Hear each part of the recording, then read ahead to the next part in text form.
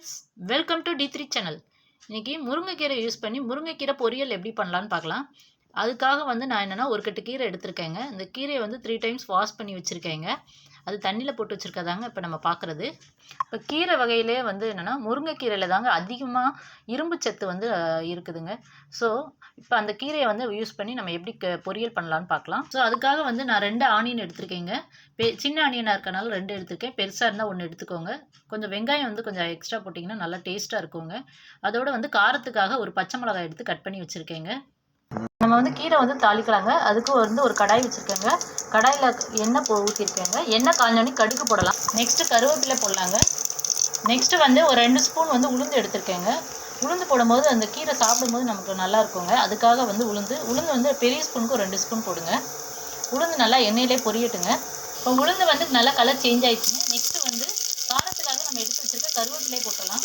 Next நம்ம cut பண்ணி வச்சுருக்க ஆனியன் போட்டுடலாம். ஆனியன் நல்லா வதங்கட்டுங்க. ஸோ வெங்காயம் வதங்கிருச்சுங்க. நெக்ஸ்ட்டு நம்ம கழுவி வச்சுருக்க கீரையை தண்ணி ஃபில்ட்ரு பண்ணி இதில் போடலாங்க.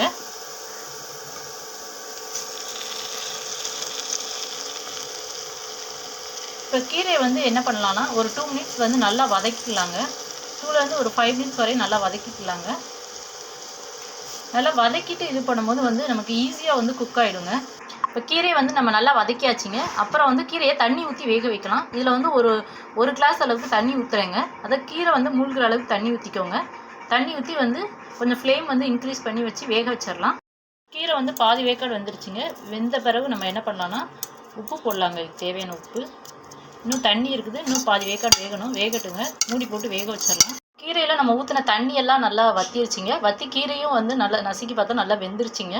ஸோ பாருங்கள், நல்லா வெந்துருச்சிங்க. ஸோ ஒரு 5 மினிட்ஸ் நல்லா வதக்கி விட்டு இந்த மாதிரி தண்ணி ஊற்றி வேக வச்சிங்கன்னா குயிக்காக வெந்துருங்க. இப்போ என்ன செய்யலாம்னா கீரைக்கு தேங்காய் துருவி வச்சுருக்கேங்க. அந்த தேங்காய் போட்டுடலாம். தேங்காய் கொஞ்சம் தாராளமாக போடுங்க. ஏன்னா முருங்கைக்கீரை கொஞ்சம் கசப்பு தன்மை இருக்கும்ல.